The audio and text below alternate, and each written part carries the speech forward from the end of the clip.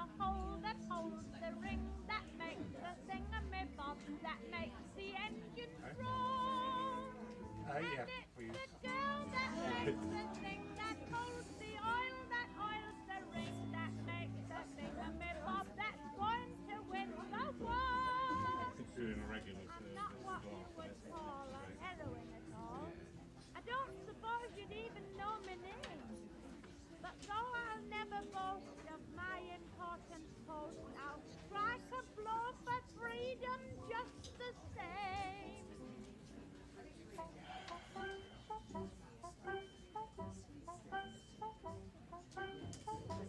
with the introduction. That works.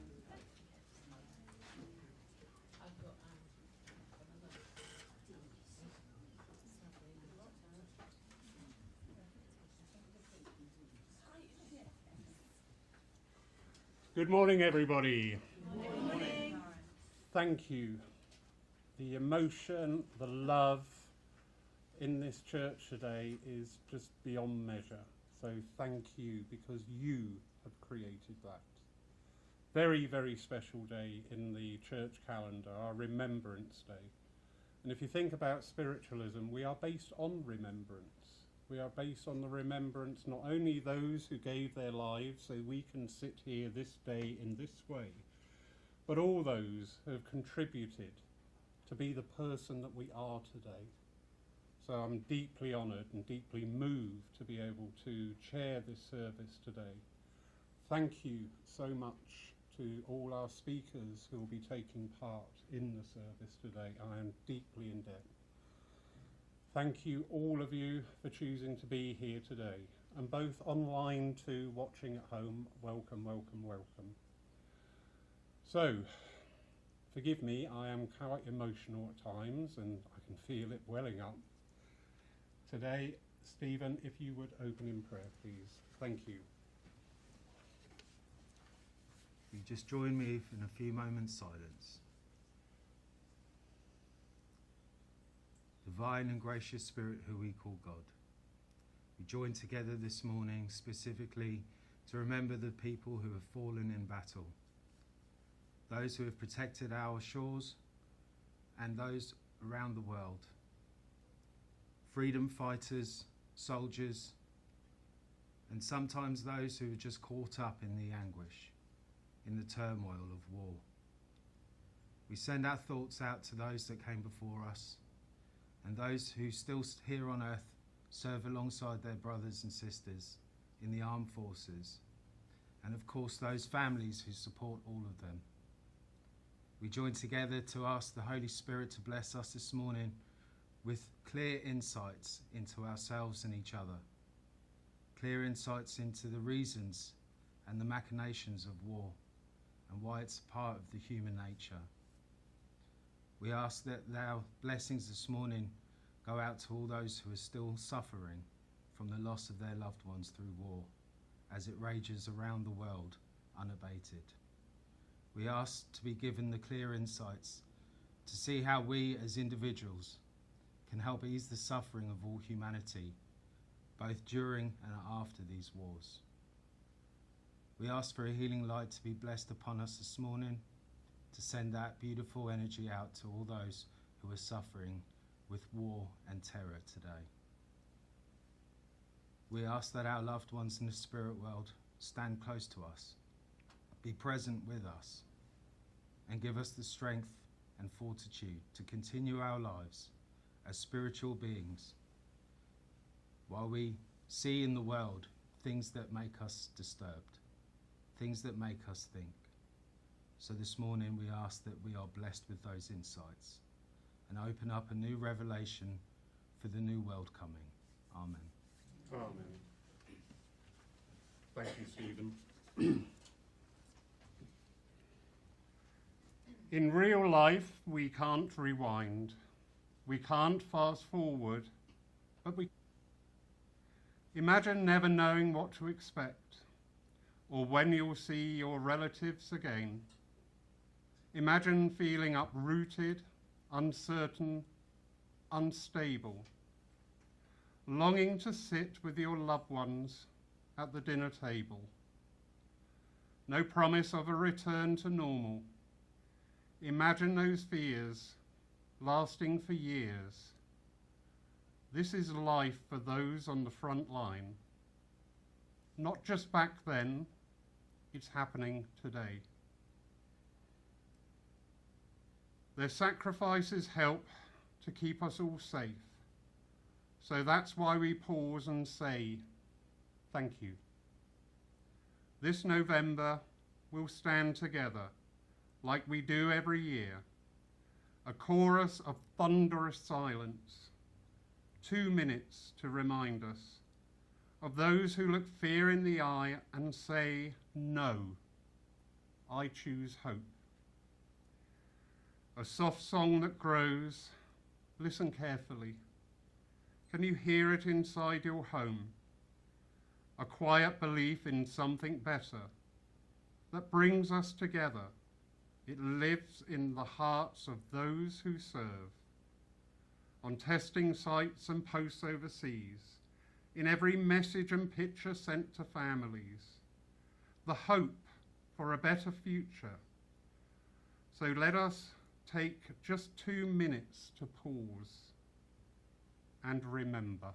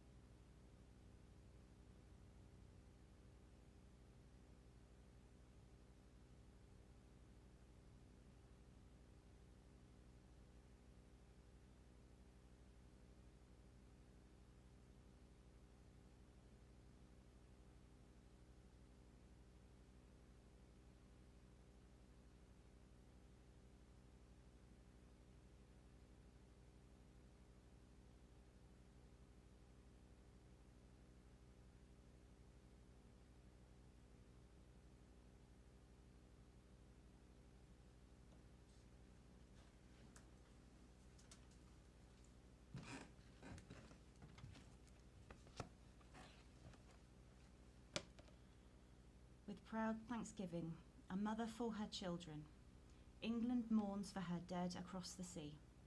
Flesh of her flesh, they were spirit of her spirit, fallen in the cause of the free. Solemn drums, the drums thrill, death august and royal, sing sorrow up into immortal spheres. There is music in the midst of desolation, and glory that shines upon our tears. They went with songs into the battle.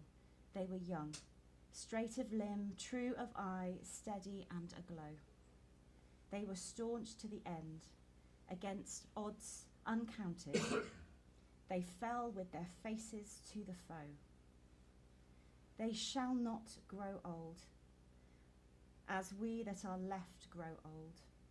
Age shall not weary them, nor the years condemn. At the going down of the sun, and in the morning, we will remember them. They mingle not with their laughing comrades again. They sit no more at the familiar tables of home. They have no lot in our labour of the daytime. They sleep beyond England's foam. But where our desires are and our hopes profound, felt as a wellspring that is hidden from sight. To the innermost heart of their own land they are known, as the stars are known to the night, as the stars that shall be bright when we are dust, moving in marches upon the heavenly plain, as the stars that are starry in the time of our darkness, to the end they remain. Thank you.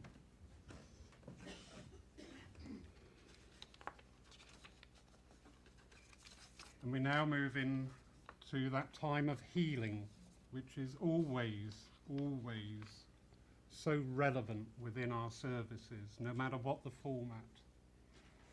This is an opportunity for each and every one of you to send out that love to wherever you choose. We need no reminding of the state of this world today. We need no reminding of the suffering of others, both in our own lands and lands beyond.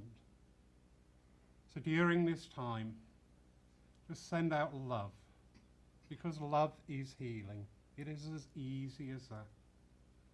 So enjoy this time of reflection, of contemplation, of meditation, but above all and primarily for the art of healing. Thank you.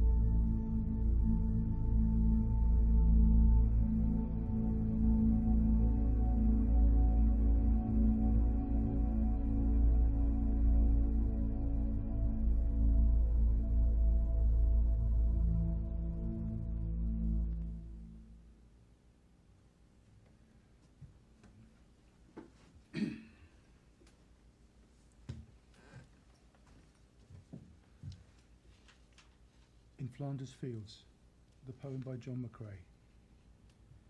In Flanders Fields the poppies blow, between the crosses, row on row, that mark our place. And in the sky the larks, still bravely singing, fly scarce heard amid the guns below. We are the dead. Short days ago we lived, felt dawn, saw sunset glow, loved and were loved, and now we lie in Flanders Fields. Take up our quarrel with the foe. To you from failing hands we throw the torch. Be yours to hold it high. If you break faith with us who die, we shall not sleep, though poppies grow in Flanders Fields. Thank you.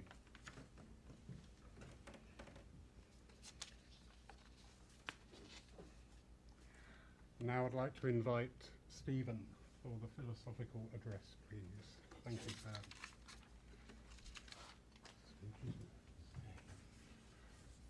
Good morning, everyone. Spiritualism has been around since the late 1800s, and we can pinpoint it to 1848 and the Hydesville rappings. And since then, spiritualism grew into a mature movement over 3 generations before the First World War broke out. And it was almost as if there was some sort of forward planning by the spirit world, because after the First World War, people turned to all their religious and political leaders to ask what the hell was that about. It came out of nowhere. It was supposed to be over by Christmas, and it raged on for 4 years. And no one can actually explain why, other than it was down to the assassination of the Archduke Franz Ferdinand. That's what we're told in the history books, and that's how it was written. But we all know that men in boardrooms play board games with national borders. And we are driven to believe that we're all different, separated by political and religious leanings, but we are all part of one mind. And the spirit world tried to show us that. They tried to show us that through our eternal nature, that we are all linked somehow, that you hurt one person in the world, we are all affected. And when the spiritualism came about, it was rejected largely because of people's religious and political views. But spiritualism had an answer that the politicians and religious leaders could not answer. Where did our loved ones go? What happened to them? They could answer that themselves through mediumship. And so the early pioneers of spiritualism were a lot braver than most. They were going against the political and religious grain of society. And they were speaking a truth that they could not do anything but speak. They had to do it. And many of them were conscientious objectors, but also many did actually take up arms and join the fight for freedom. I'm a big fan of the Bhagavad Gita. It's a book about a Prince Arjuna on the eve of a war. And it's part of a larger scripture called the Mahabharata, which means the Great War. And he stood there having a panic attack. He doesn't want to fight. He drops his bow. He's shaking. The hairs on his body are standing on end. And he's feeling that fear overwhelm him. And then Krishna joins him and starts singing to him the Bhagavad Gita. And it's set on the battlefield of a war because all conflict begins in the mind and it ends in the heart. And in this moment of clarity, Krishna sings to him a beautiful song about God and about our place in the universe. And it speaks to everybody. And in it, I found a lot of peace. Peace as a spiritualist and peace as a human being. Peace with my own warlike nature. I get it especially when I'm driving a car. It's very difficult for us to hold it in. But it's a habit-forming practice to resolve that inner conflict constantly. And we can all be forgiven for it, because if you look at every cell in your body, every atom in your body is a positive and negative charge fighting with each other. That conflict is going on energetically at every level of our being. For it not to manifest in the world would be absurd. If you look at a T cell, one of your activated T cells, attacking a cancer cell, there's loads of videos of it on YouTube. There's no mercy shown to the cancer cell. And those are the good guys in your body. And you think this is happening thousands of times a second in your body.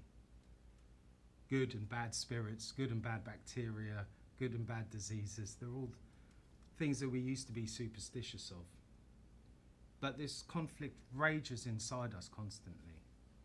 And you also have a left hemisphere of the brain and a right hemisphere of the brain. The left hemisphere is more about verbal commands, rationalizing things down to a word or a number. And the right side of your brain is more to do with pictures and non-verbal things and colours and inspiration. And somehow the two of them are brought together by you, by your consciousness. And so we are at odds with ourselves before we even look in the outside world. So when we see conflict, and especially when you see two people arguing, and you know where they've both missed the point, and you could probably resolve it by stopping them and pointing out what they're both missing. And it's very easy from our armchairs to see that in the world, in politics and out there. And right now especially, we're seeing the culmination of many years of difficulties in the Middle East. And there's a bigger picture at play, whether it's designed by man or divinely inspired by God. We've seen this global community spread out and come to an unknown result. We don't know what's going to happen, but we've got a really good idea because we've seen civilizations rise and fall, come and go. And war has always been a very powerful aspect of that. If you go back to the Bhagavad Gita, Arjuna represents the individual soul and Krishna represents the collective human consciousness. And they're in a chariot which represents the body. Krishna says if you are a warrior, you must fight, even though you are reluctant to because your opponents, your enemies, are actually your brothers and sisters, cousins of his. And he knew that the opposing army were not really worthy of the power they wanted so badly. He knew that they would bicker amongst themselves and their life would fall apart. And he had to fight because he had to make sure that the land they lived on stayed under good leadership. And we look back in our history and there was a way that we went about things, especially with young men. Young men were taken off and taught different skills. And some of them would be very good at those skills and some would be quite poor at them. And those who showed the fortitude to be able to stay out on their own through the night without fear, to look after themselves and also the people around them, they would be taken to one side and taught how to lead and given responsibility as such. And they would become the leaders of their people. The ones who didn't show that kind of fortitude under pressure wouldn't have been allowed to lead us. And so that's how we were ensured of having the righteous and virtuous leader we deserved. Things changed, and now we seem to be led by the most cunning, those who can oppress and subject people to their corporate ideals. And we are getting a little bit tired now of seeing war rage around the world when we know that the people who instigate these wars will never face a bullet. And my grandfathers, they were wonderful men, 16 and 18 years old when war broke out. And the 16-year-old could only join the Royal Navy because his mum wouldn't let him join the army. But the 18-year-old was off. They jumped at the chance. They had learned all about the First World War and felt this was their opportunity to serve the way their forefathers had served. And they were just young boys, and they came home grown men, officers, having seen some atrocities and never spoke to me about it. All they ever taught me was how to be a respectful young man, to say my pleases and thank yous, and to always look positively on the world. This is coming from men who had seen the most awful atrocities imaginable, and that's all they had to tell me. I wanted to know about how the tanks worked and how the guns worked, but they wouldn't tell me because they didn't want me to know. They thought there would never be war again after the Second World War. And every year we've stood on parade outside town halls, at memorials, and we've prayed for peace. And we look around in the world and there hasn't been peace ever since. The United Nations Security Council declared themselves the ultimate authority on planet Earth. And when they were formed, we were guaranteed that they would intervene and stop all wars from escalating to the point they have done. But unfortunately, their resolutions are worth nothing. We've had a war on poverty, a war on terror, and a war on drugs. And we've seen more drugs, terror, and poverty. So I want a war on peace. I want a war on spiritualism, so we have more of those things. I want to see a war on love, a war on independence, because we'll probably end up with more of them. We have to always remember that all these conflicts begin internally. And I was always worried about pointing my fingers at other people because every now and then I have a bad thought, so I think I'm a bad person.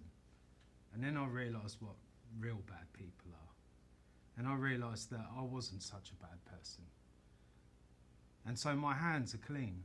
I have no blood on them. So I can speak about these things. I can look and see where there were problems. But I also have the maturity to know that there's very little I can do about it, because I don't know if anyone's ever seen a series called Man in the High Castle. And it's wonderful. It's a bit hard going. And it's about a very different version of reality, where the Nazis and the Japanese bombed America with nuclear weapons. And so the world they lived in was a very different one. America was divided up between the Nazis and the Japanese. And there's a gentleman who had served in the military in America, and he, to protect his family, he joined the Nazis, and he rose up through the ranks, and he ended up becoming the Führer. And I'm going to spoil the last episode, but it's well worth, if anyone does want to go right to the end of the last episode and just see him sitting there on the edge of a cliff with a revolver in his hand, having become the Führer of the Nazis. And he had the hindsight of being able to look into all these different timelines and see all the different ways his life could have played out. But in that one, he became Hitler. And it was all based on choices he made as a father, as a husband. None of them were bad choices. He felt driven to make them. He was put in very difficult positions. And there's a lovely gentleman at my church in Portsmouth. He's now passed away. He's 93 last time I saw him. Every single Sunday he'd be stood at the front door of that church with a bag of boiled sweets. There would be a few little sniggers, what's the dirty old man with the sweets for? And then you explain to them, well, he was in the Arctic convoys in World War II. There were no boiled sweets in England.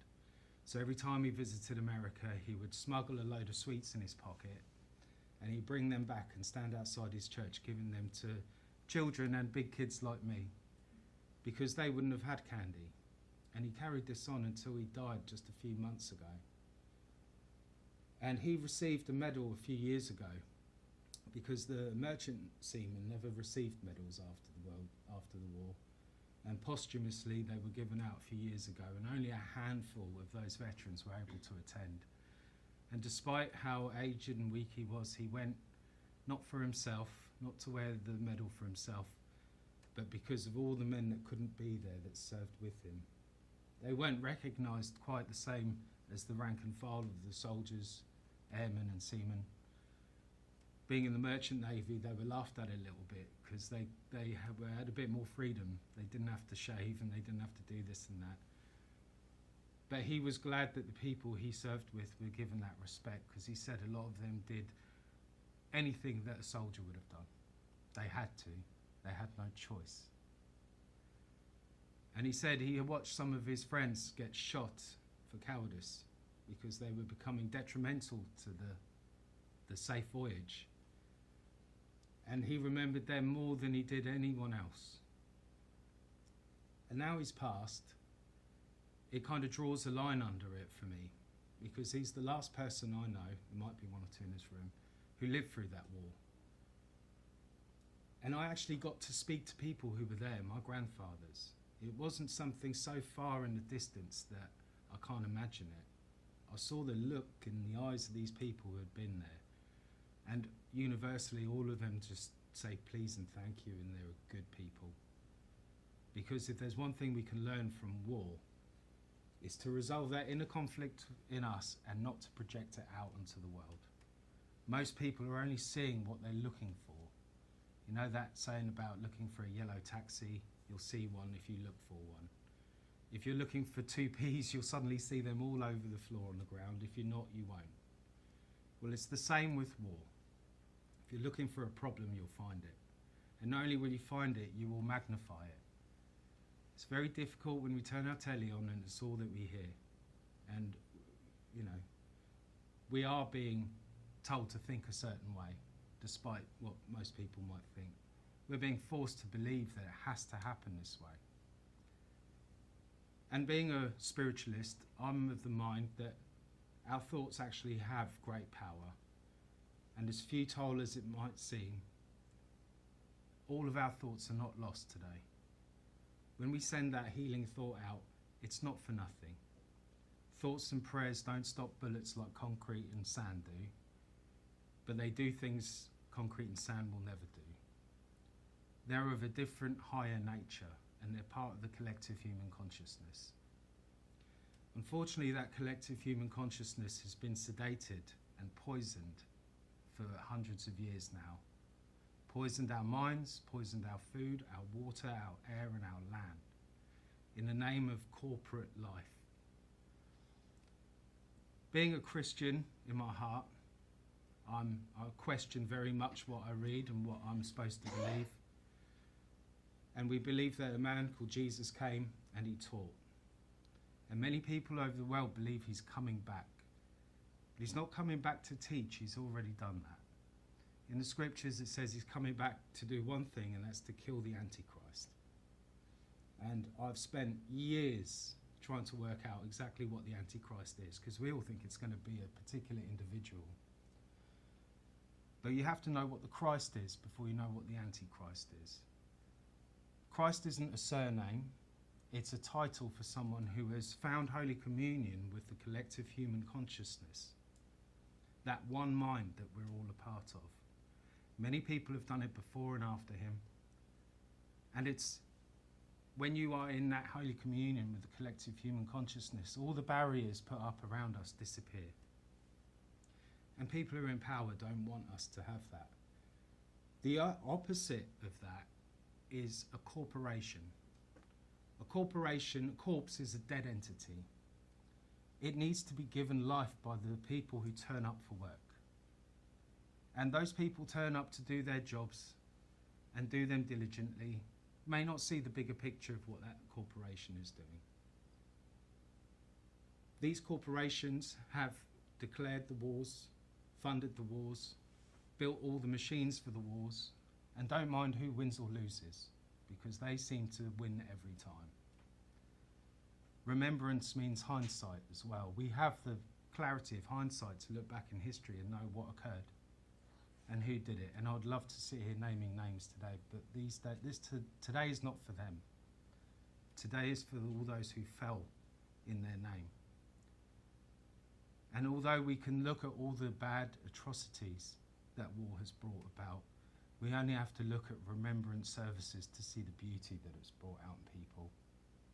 The beauty it brought out in my grandfathers.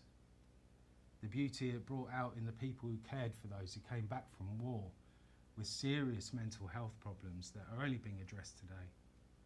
We lost more soldiers to suicide in Iraq and Afghanistan than we did in the actual war. And I remember reading about Julius Caesar returning to Rome after being away for 10 years. What made Julius Caesar so special was he rose up through the ranks from the bottom to the top. Very rare even today. So he was of the people.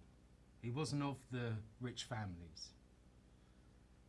And they kept him in France, in Gaul, because he was very successful. But they didn't want him coming back to Rome because he knew exactly how many riches was being sent back. And when he returned, he was expecting to see a flourishing community, every citizen free to do whatever they wished. And he came back to see poverty in the streets. A small group of people who kept all the riches for themselves.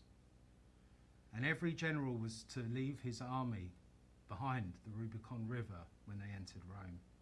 He very quickly turned around and got his army and marched back on Rome. And he took it back and he spread the wealth out. They didn't like it very much and they got him in the end, but they couldn't undo what he did. So I'm a firm believer that we might not see Jesus come back himself, but we will see that Christian sentiment come back with a passion. It will put right the wrongs of these corporations. It will put them right. So there's two corporations that own the world now, BlackRock and Vanguard. And they're behind everything. They win no matter what happens. They try to dictate what we think and what we do. But when we join together in the name of our forefathers, our ancestors, as spiritualists, we get laughed at. So how can you prove it? Well, we do it with evidence. We do it through evidential mediumship. We know that they are with us. We know that they survived the change that we call death. And there's a lot of arguments for spiritualism. There's also a lot of arguments against, quite reasonable ones. How do we even try people for murder if there is no death? How do we put people in prison for it if that person's not actually dead? So it does bring up some very difficult questions our society haven't got answers for. But when we know that those soldiers, seamen and airmen who gave their lives, not all of them did it heroically. And this lovely gentleman I mentioned earlier, he said to me, he knows that a U-boat had his ship in its sights. And he turned around and said, the young German soldier, seaman who was supposed to fire that torpedo didn't, because he still had some humanity left in him. And I remember my dad telling me about having to shoot people in the army. And that moment where you have to overcome your humanity in order to do your job. So many of our forefathers had to do that. One of the hardest things you can do is to overcome your own humanity, because your humanity is so strong that it takes weeks and months of basic training to even try and kick it out of you. And they're not always successful. We talk about spirit. We talk about people who are spirited. We know what we mean. This little old lady's come to my church. She ended up becoming quite mean because of her mental deterioration. But this lady was spirited. She would take on anyone. She was well known as a midwife, and she would go to very difficult communities, gypsy communities, and throw the men out. Literally, physically throw these great, big, huge gypsy men out the room. Go on, get out, we don't need you. Get some hot water. And everyone called her the spirited lady because she had a fire in her belly. Because she never, ever let anyone tell her what to do. She knew what she was doing. And everyone called her spirited as such. So where I always think of her when I think of spiritualism, I see people who had that fire in their belly and stood up for what they believed in. My grandfathers might have only been boys, but they had that fire in their belly. Whether they knew what they were getting into, whether they were right or wrong, they felt that they were doing the right thing. So whatever my political views, whatever my ideas, a lot of people are surprised I'm wearing a poppy, and it's because I respect my grandfathers, regardless of whether I agree with them or not. And they love me and respect me regardless of that as well. So while spiritualism has a great history of being freedom-loving, conscientious objectors like, forget his name now, direct voice medium, Leslie Flynn, very famous for being a conscientious objector to much hatred from other mediums. But I do believe he was quite fabulous as well, and he thought there was no place for a gay man to be. He was into ballroom dancing, not fighting. But he was politically aligned to being a conscientious objector, which I would be as well. But I don't argue with my friends who take up arms at all, because I don't drive around in my car without something near to me in case, because I know what's out there in the world. I also know what's inside me. I have to forgive myself for my indiscretions, for getting angry, because like I say, all conflict begins internally, and we've got so many going on that it's hard not to see it manifest in the world. And when we're told that you are the universe and you are creating everything you see, there are some atrocities that I'm not taking ownership of. I'm sorry. I can't, because it's not in me. We've seen some atrocities that we know we wouldn't do. But like I said, there are times in your life and choices you have to make, and you make them for the benefit of your close ones and your family, and sometimes people on other shores are going to suffer as a result. The Western civilization we've built up now, we can be very proud of, but it carries a lot of shame as well. And so while we sit here thinking of our loved ones who died for us to be here today, don't think about all the atrocities, don't think about all the glories. Just think about that moment, those 16, 17, 18-year-old boys weren't allowed to be scared, weren't allowed to be conscientious objectors. They had to go whether they were brave or shaking with fear. And I know most of them were shaking with fear because they're like all of us. So when I hear the rhetoric around remembrance services, I have to overcome a lot of my own internal anguish. Why, we hear people say all the time, why do these wars have to take place? We can blame those men in the boardrooms.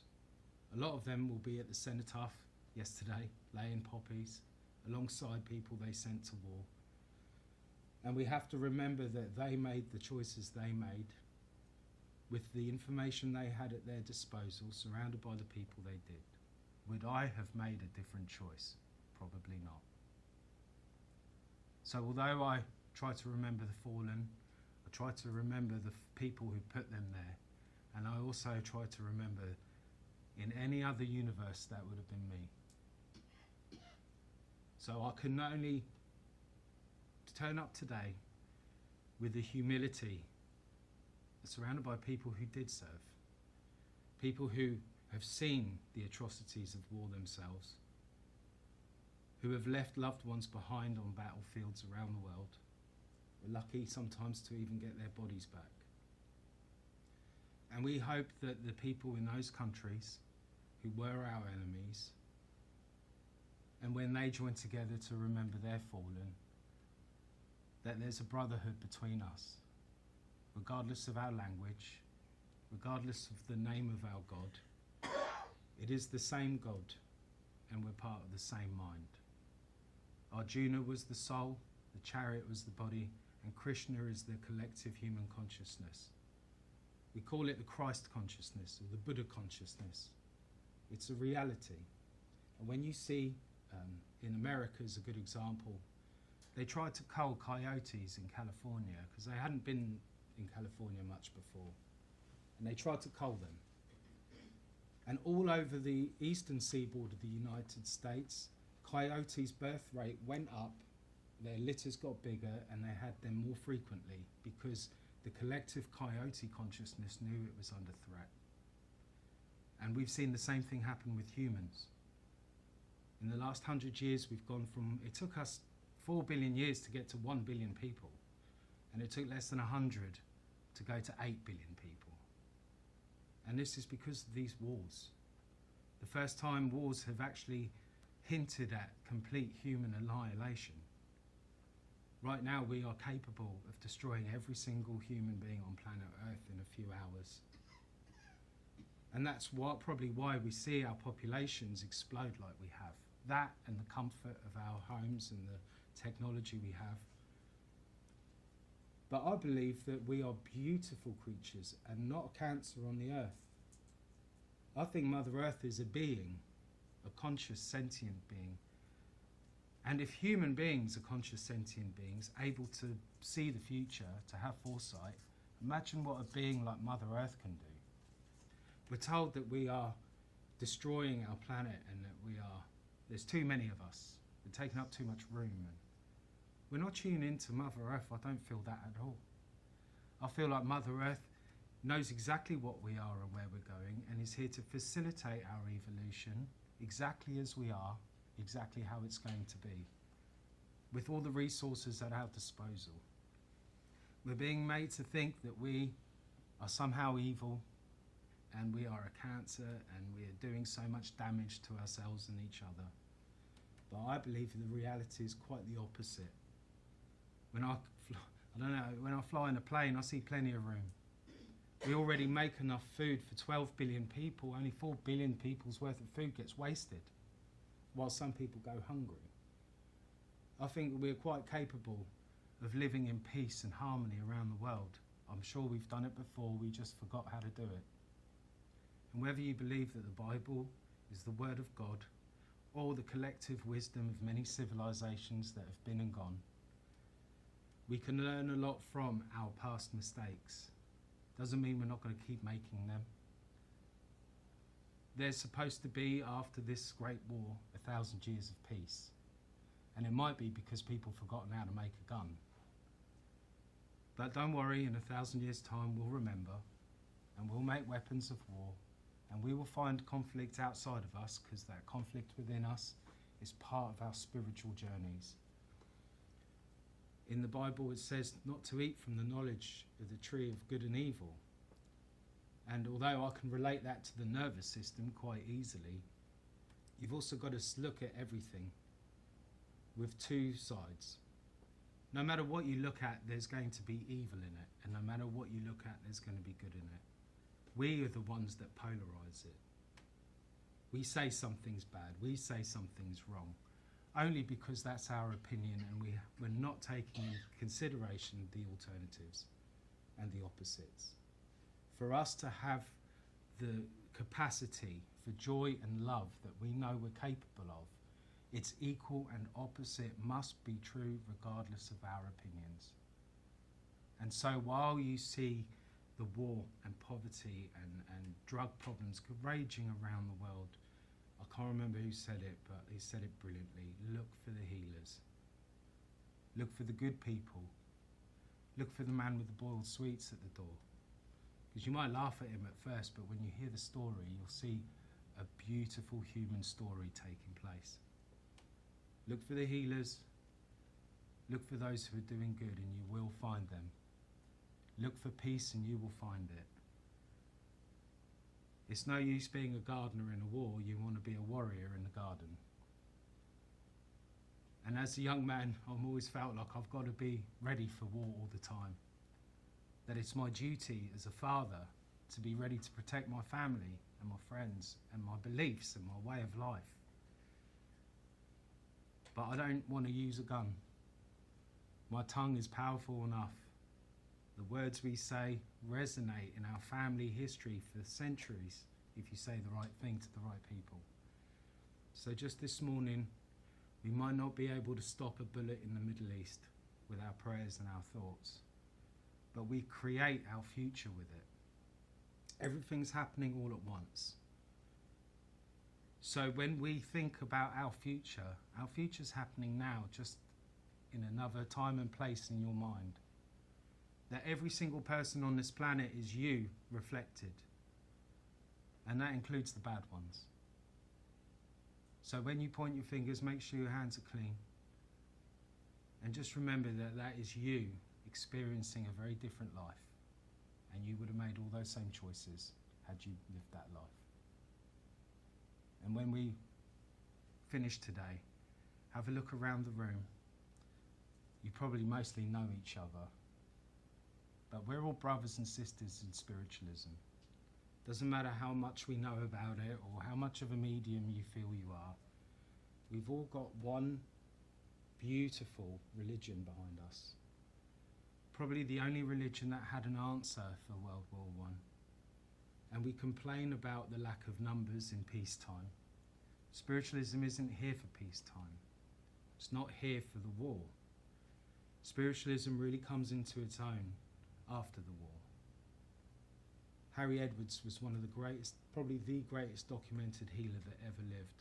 And he served in World War I and was in the Home Guard in World War II. Gordon Higginson, the greatest medium that ever lived, he served in World War II as a commander. They didn't have their ability as mediums or healing powers taken back because they were soldiers, because they were responsible for taking the life of their enemies. It doesn't work like that. God doesn't really care who wins because we're all part of his family. And it's up to us to stop bickering amongst ourselves. God's on everyone's side. He's even on Satan's side. When we point our fingers around the world and we can say this person's good, this person's right, this person's wrong, it doesn't seem to matter to the world around. Nature loves us all. The animals love us all. God loves us all. This poppy is a representation. After 4 years of the ground and soil being chewed up by tanks and armoured personnel carriers, bombs and everything, that first year afterwards, the flowers bloomed again, showing that life will never cease, no matter how much blood is spilled. It returns very quickly to its natural state of being, which is quite peaceful and harmonious. So maybe talk to the cells in your body when you go to bed at night. And even though this conflict is going on inside us all the time, if we resolve that conflict in ourselves, we will see it resolve in the world around us. I'm seeing it myself, despite the atrocities that seem to take place around the world. If I turn the radio off, I probably wouldn't even know they were happening. And it helps me resolve the conflict inside. So I have very good hope for the future. Lastly, some people think AI is the Antichrist. I don't. I think AI is going to figure out what we struggle to. AI is going to turn around and say, human beings are spiritual beings. They are the beings, like mushrooms are between the animal kingdom and the vegetable kingdom, like crystals are between the mineral kingdom and the vegetable kingdom. The human being, as we are now, is the crossover between the animal kingdom and the angelic realms, whatever they are. See, a plant doesn't know it's going to become an animal. An animal doesn't know it's going to become an angel until it has that humanity in it to know the difference. So nothing's going to stop us achieving that evolution. It's part of our spiritual growth. This war is just a reflection of the shadow of the collective human soul. If anything shows us we are one, it's in our collective mourning. When I lived in South Africa, we used to laugh at the Zulus a little bit because when they lost someone, they all came out on the street. They all drank way too much, screamed and cried their eyes out. I've seen this with the Gypsy community, with the Irish. But what they don't do is mourn forever. There's a collective mourning, a collective outpouring that everybody shares in. In England, we're a little bit independent. We say, no, we want to be left alone to mourn in peace. And then we carry that mourning with us for the rest of our lives. Remembrance services are a way of collectively mourning together. And we should do it more often because it's healthier than the way we've probably been going about it. When you watch a collective community outpouring this mourning, it reminded me, the first time I saw it, of remembrance services. So let's leave our thoughts with our loved ones in spirit. Leave our thoughts with those who have served and fallen in battle. And leave our thoughts on that golden future that we know we're destined for, where our internal conflict is resolved and we see it outside ourselves as well. God bless you all. And sorry if I've gone on a little bit. Bless you. Thank you, Stephen. Thank you, Stephen. I personally need reminding that I represent one generation, and there are other generations upcoming that need that representation. Thank you. We're now going to have our piece of music for the day. Please sing along if you choose to. We are not taking a collection within the church during the service, but the contributions basket is there for any donations that you would like to make. So enjoy this piece of music.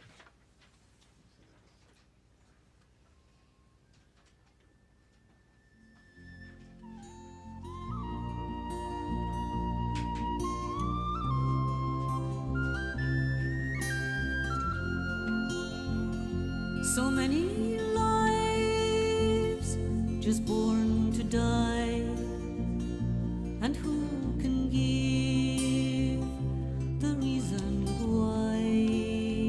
A little child should pay the price, slain down by war through treachery and vice. So many times I've wondered why so many people have to die for those few men who fight a cause that isn't mine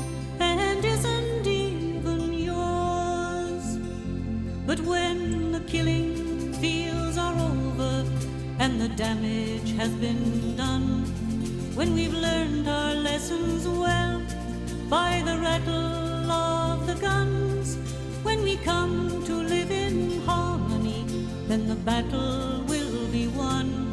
So many lives, so many lives.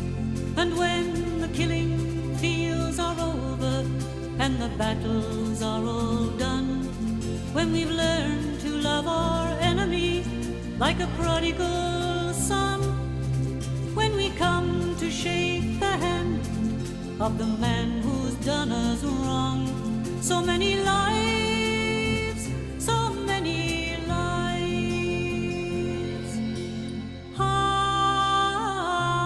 many years and how many tears must we shed before we learn to love again?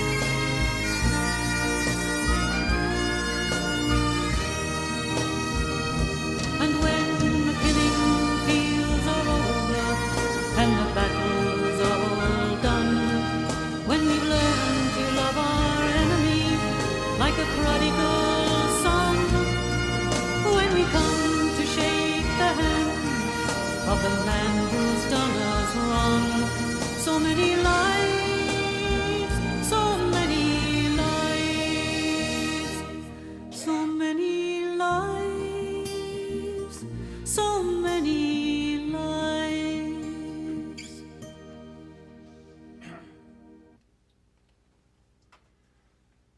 It's always a great honour. I know we always have a good laugh and joke with Ted, and I'm his worst nemesis at times. I always take the mickey out of Ted because he walks in the church, he gets this great fuss made over him, he gets a cup of coffee magically appear, a packet of biscuits, and I go, where's mine? But in great honour and reverence of somebody who was alive during the last conflict. So Ted, over to you, sir. Thank you. I was thinking in the week, you see all these people on television being interviewed. There was General this and Colonel that, Major somebody else. And I thought, you never hear about Joe Bloggs, the ordinary soldier. And one man I knew, he was born in a one-street village just outside Southend in Essex in 1900. So when the war started, he was 14, just leaving school. His father paid £100 for him to have an apprenticeship at a store in Southend. It was a family store, very much like Bright's used to be in Bournemouth. And he did his 3 years apprenticeship. And he finished in 1917. Well, there were always these slogans about your country needs you and all the rest. But his family was strict Baptist, and he was forced to go to church 4 times on a Sunday with his brother and 2 sisters. He got absolutely fed up with it. So he ran away at 17 and joined the army. Well, since 1917, they'd been going for 3 years, and they were short of men. So they didn't really go into whether you were 17 or 18. If you were alive and fit, you were in. So off he went to war.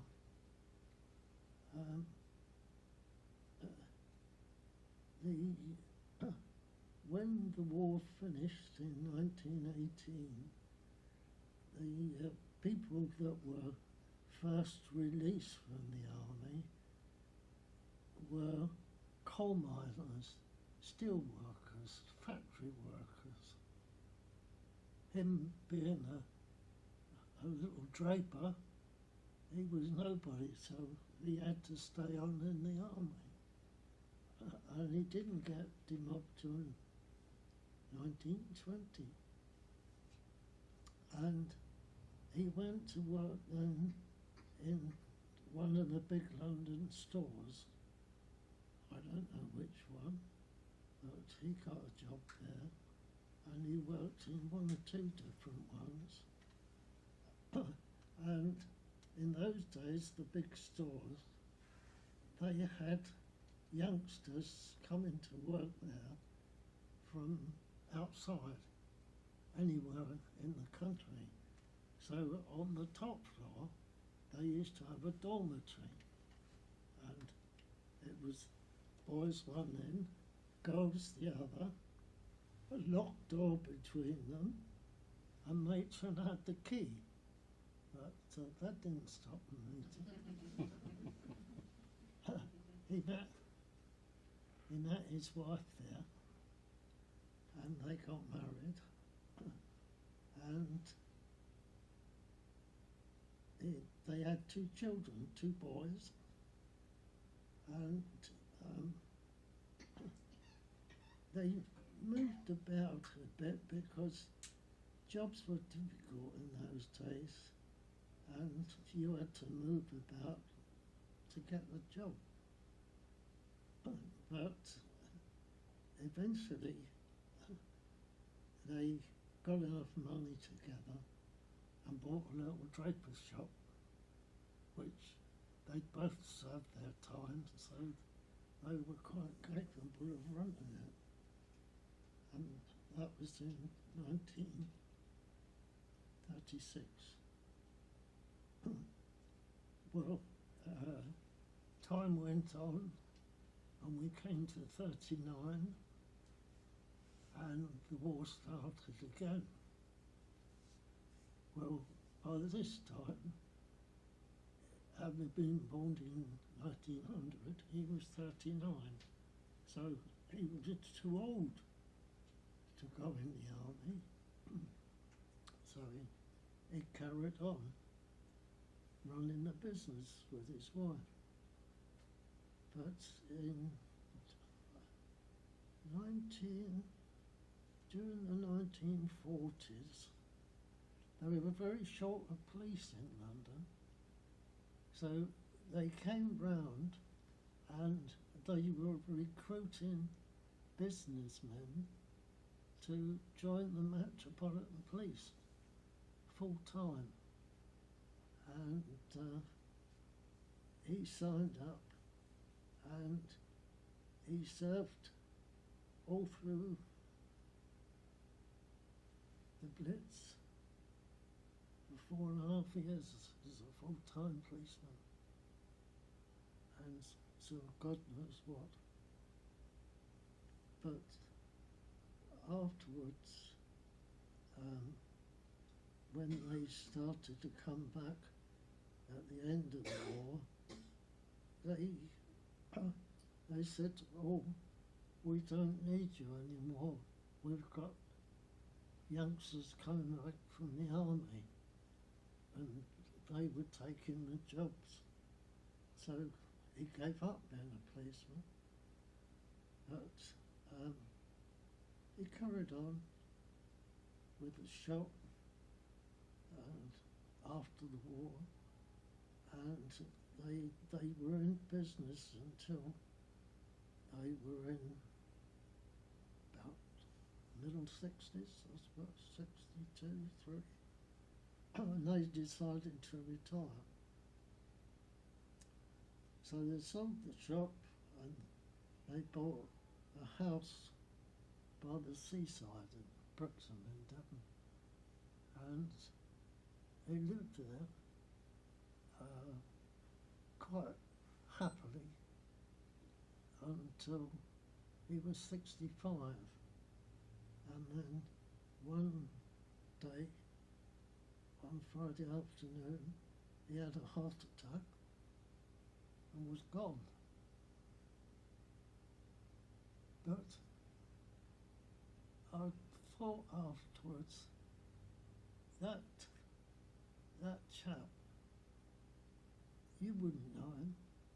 You could see a man walking down the street now and not know a thing about him. He could be the biggest hero in the world.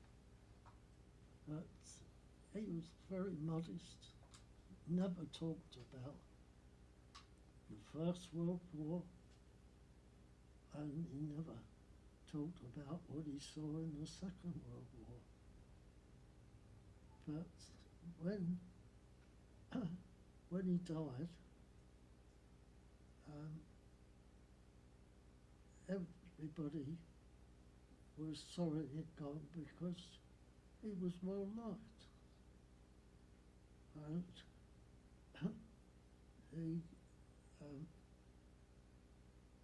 I thought, there's a man who's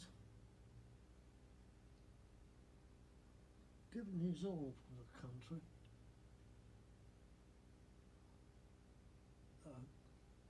Twice he stood up to the mark to serve his country,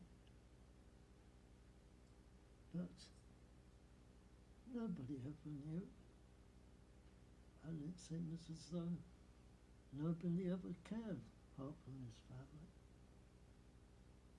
But that's the life story of Joe Bloggs, the ordinary man, and that man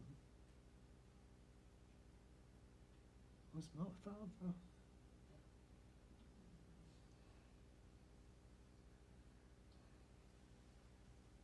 I hope it's been of interest. It certainly was of interest to me.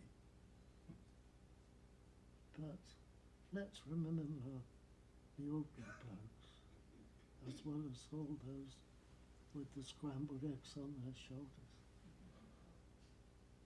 Thank you very much for listening.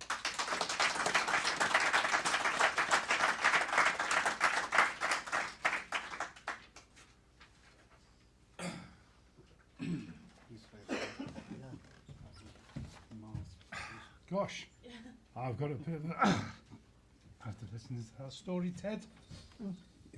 You've hit me right there. Gosh, thank you. The ordinary man. Sorry? An ordinary man, absolutely. Oh, I've got to compose myself now. Sorry about that, ladies and gentlemen. Also, listening to Stephen's philosophy, another man who came from the ranks of a private soldier and ended up a brigadier general was Enoch Powell. Just a piece of useless information, but it wasn't just Julius Caesar, there was Enoch Powell. Horatio Hornblower. As well, there we are. Well, there's many, but that one springs to mind. I think I've composed myself now, thank you. Lawrence has asked me to do a little bit of a potted history of the last post. So, first created by the British Army in the late 18th century by an unknown composer, the last post was originally just one of the many bugle calls performed to regulate the soldiers' day. At this point in history, soldiers had no easy way to check the time, because the first wristwatch was created in 1810 for the Queen of Naples. Instead, they relied on the attention-grabbing sound of the reveille to signal when to wake up. The last post bugle called signified that the duty officer had completed his inspection and the camp was secure for the night. It took over 50 years for the last post to be played for the soldiers who had died overseas, making their final journey home and symbolising the end of the dead soldier's duty. This mournful melody became commonplace on the battlefield of conflicts such as the Boer War and the First World War. Despite struggling to stay alive in the midst of the brutal conflict, the touching tradition of honouring fallen soldiers, both overseas and home, increased in popularity during the 20th century. Since the 2nd of July in 1928, the bugle call has been performed every night at 8 o'clock in Belgium under the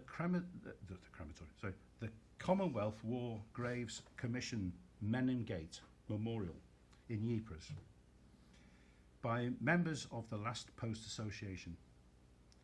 During the inauguration of the Meningate Memorial in 1927, the buglers from the 2nd Battalion of the Somerset Light Infantry had the honour of sounding the first last post.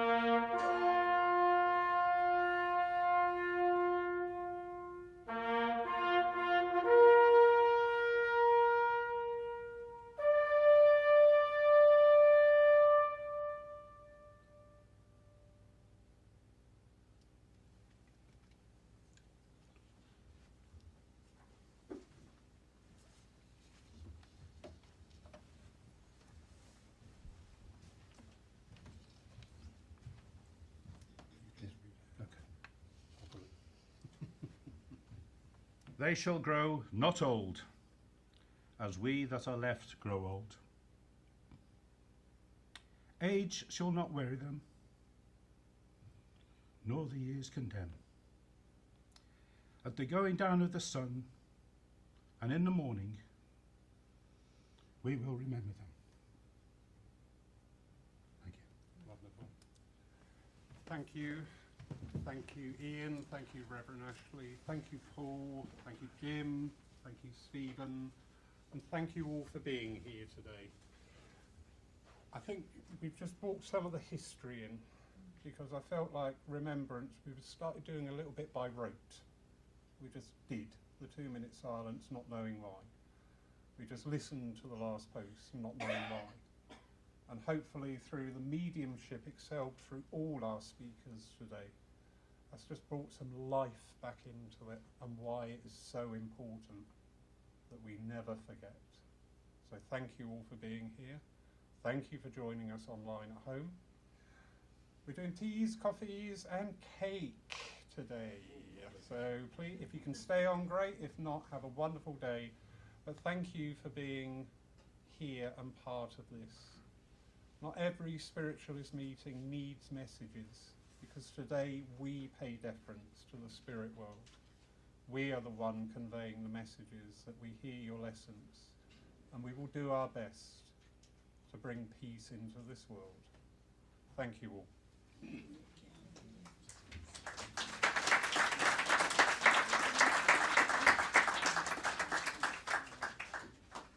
And I thought I was going to be the one to cry.